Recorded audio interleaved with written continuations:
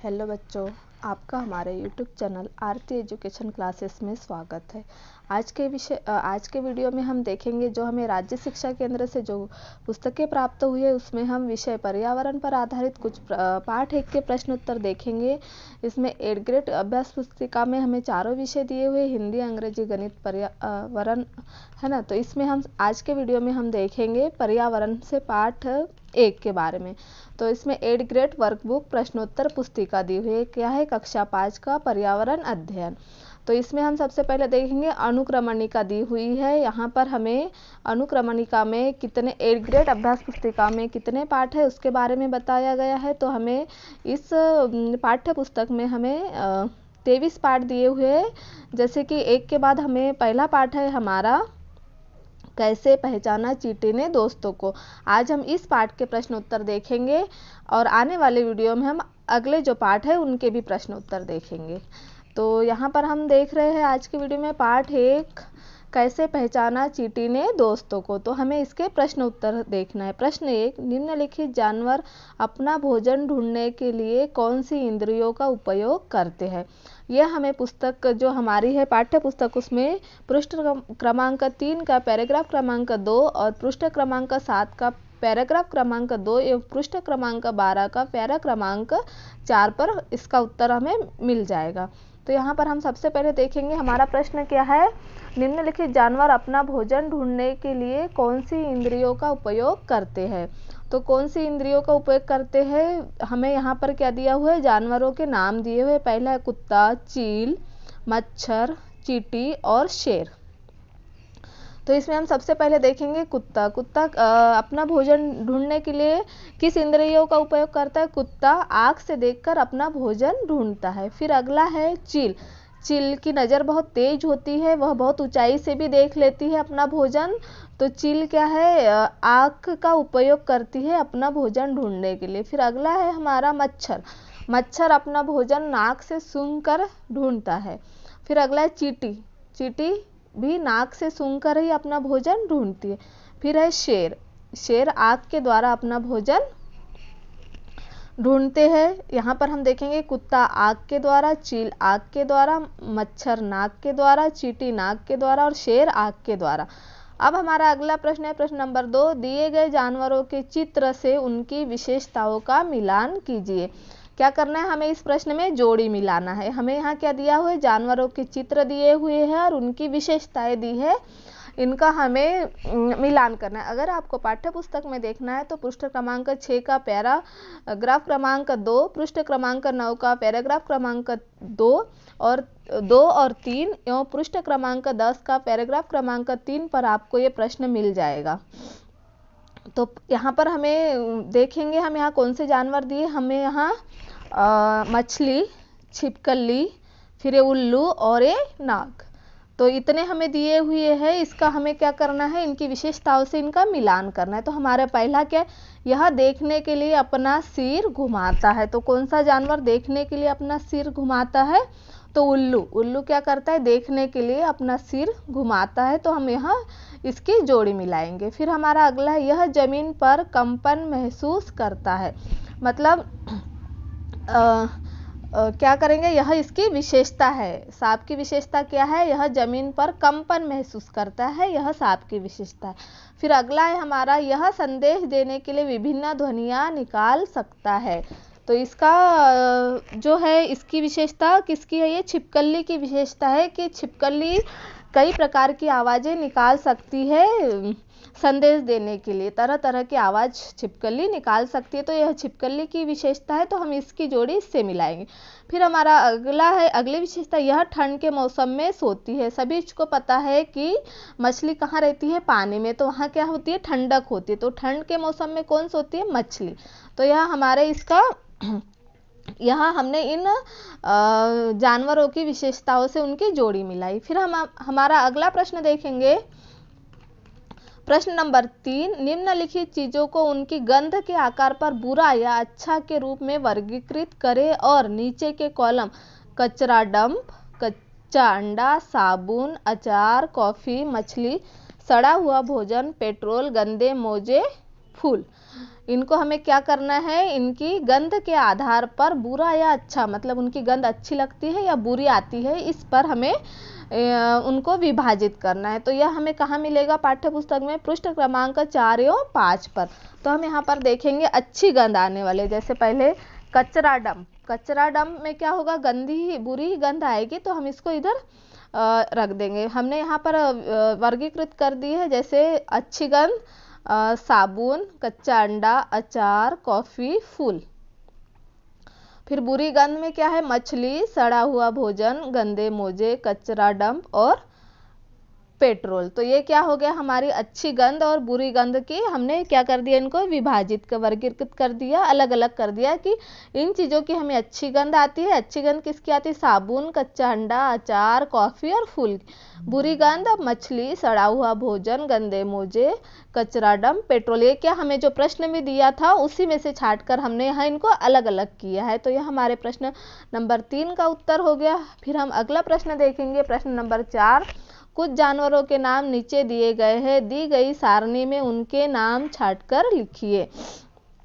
यहाँ पर क्या है, कुछ जानवरों के नाम दिए हुए हैं, उसमें हमें क्या करना है, हमें एक सारणी दी हुई है, नीचे देखेंगे सभी रंगों को देखने वाले जानवर, और दूसरी तरफ क्या दिया, केवल सफ़ेद और काला रंग देखने वाले जानवर।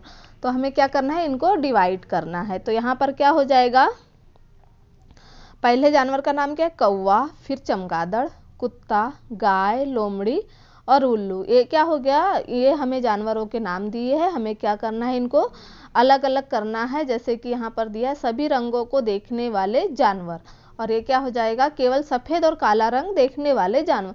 तो हम यहाँ क्या करेंगे, सभी रंगों को देखने वाले जानवर में क्या आएगा, कौवा, गाय और कुत्ता।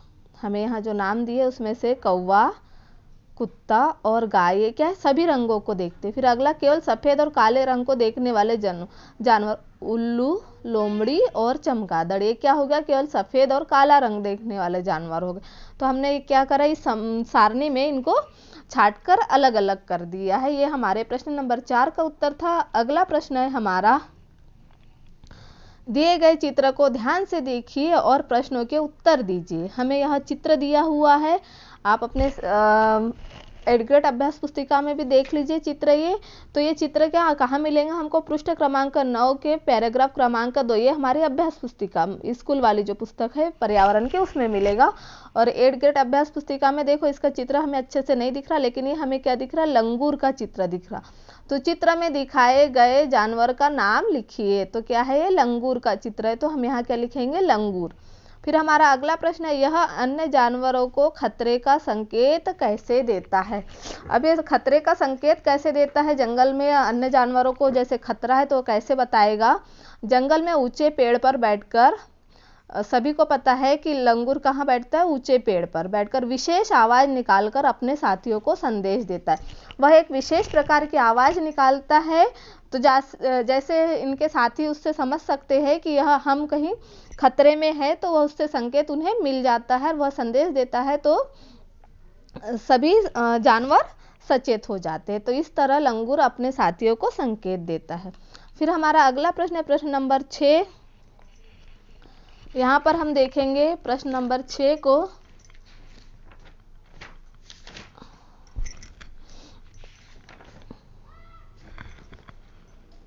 उन राज्यों के नाम लिखिए जहाँ निम्नलिखित वन्यजीव उद्यान स्थित है, उन्हें दिए गए मानचित्र पर भी अंकित करें, है ना, अंकित करें। तो देखेंगे हम यहाँ, ये कहाँ पर दिया है, पृष्ठ क्रमांक 13 में।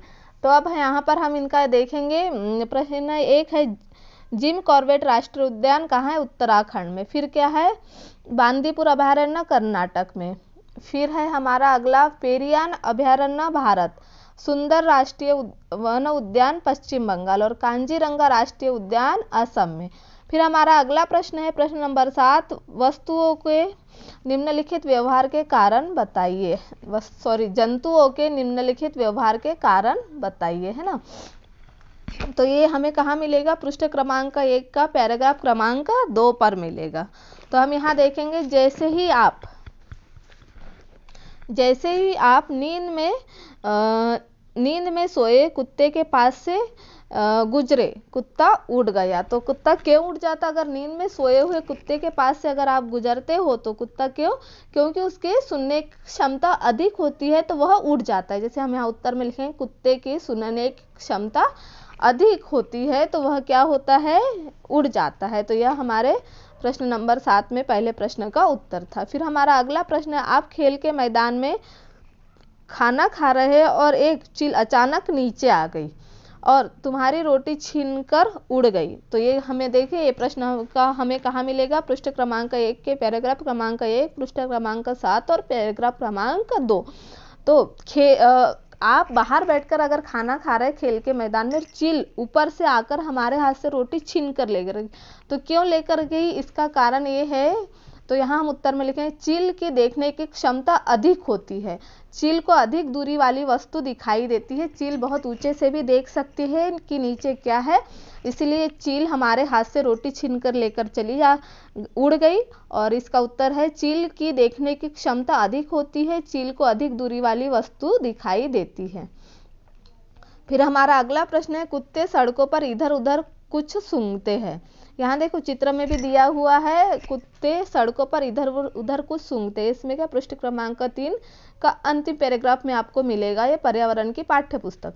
तो यहाँ क्यों सूंघते हैं? क्योंकि एक कुत्ता दूसरे कुत्ते के मल मूत्र की गंध से जान लेता है कि उसके इलाके में बाहर का कुत्ता आया है, तो कुत्ते की सूंघने की इसलिए कुत्ते इधर उधर सूंघते हैं। फिर हमारा अगला प्रश्न है, समुद्री जानवर जैसे मछलियां अचानक पानी में तेजी से हलचल करते हैं, कुछ अजीब तरीके से व्यवहार करते हैं। अब समुद्री जानवर जैसे मछलियां क्यों अचानक पानी में तेजी से इधर उधर हलचल करते हैं और अजीब तरीके से व्यवहार करते हैं?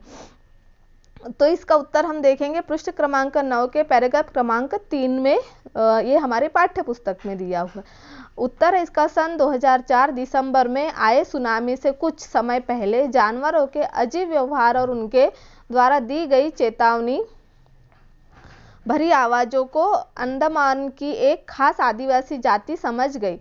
उन्होंने वह इलाका खाली कर दिया। इस प्रकार इस जाति के लोग सुनामी कहर से अपनी जान बचा पाए। तो देखो उस मछली की जो हलचल और आवाज़ थी उससे वह आदिवासी जाति समझ गई और उन्होंने क्या हुआ, वो इधर उधर हो गए, उन्होंने वह जगह खाली कर दी और अपनी जान बचा ली। तो इस तरह समुद्री जानवर अजीब तरह से हलचल और आवाज़ निकालकर अपने आने वाले सुनामी का उन्हें बता सकते, जो कि उस इलाके में रहने वाले सारे लोग उसे समझ सकते हैं। फिर अगला है, जब आप तितली पकड़ने जाते हैं तो वह झट से उड़ जाती है। बताइए तितली को आपके मौजूद होने का पता कैसे चलता है? अब तितली, हम जब भी तितली पकड़ने जाते हैं तो आपने देखा होगा कि तितली झट से उड़ जाती है, हमारे हाथ में नहीं आती। तो उसे हमारे मौजूदगी का कैसे एहसास होता है? तो तितली अपनी आहट को सुन लेती है। तितली को हमारी आहट आ जाती है, हम धीरे से भी जाएंगे तो भी तितली को हमारी आहट का महसूस भी हो जाता है और सुन भी लेती। तितली अपनी एंटीना की मदद से किसी की मौजूदगी का पता लगा लेती है कि उसके आजू बाजू में कोई है और वह झट से उड़ जाती है। तो इस तरह इस प्रश्न का उत्तर था। फिर अगला है हमारा प्रश्न नंबर 9, जब बिजली चली जाती है तब हमें मच्छर बहुत परेशान करते हैं। आखिर मच्छरों को अंधेरे में भी आपके होने का एहसास कैसे होता है? उन्हें कैसे एहसास होता है हम आपको बताएंगे। पृष्ठ क्रमांक 3 के पैराग्राफ क्रमांक 2 में दिया हुआ है हमारे पाठ्य पुस्तक में, और यहाँ हमने उत्तर लिखा है जो आप देख लीजिए। क्योंकि मच्छर मनुष्य शरीर की गंध, खासकर पैरों के तलवे की और हमारे शरीर की गर्मी से हमें ढूंढ लेता है और परेशान करते हैं। तो यहाँ पर हमने जैसे कि मच्छर क्या है, मनुष्य शरीर की गंध पहचान लेता है, खासकर हमारे तलवे की तरफ। क्योंकि मच्छर मनुष्य शरीर की गंध खासकर पैरों के तलवे की ओर तुम्हारे शरीर की गर्मी से तुम्हें ढूंढ लेता है और परेशान करता है। इसीलिए मच्छर जब बिजली चली जाती है तब भी हमें बहुत परेशान करते हैं।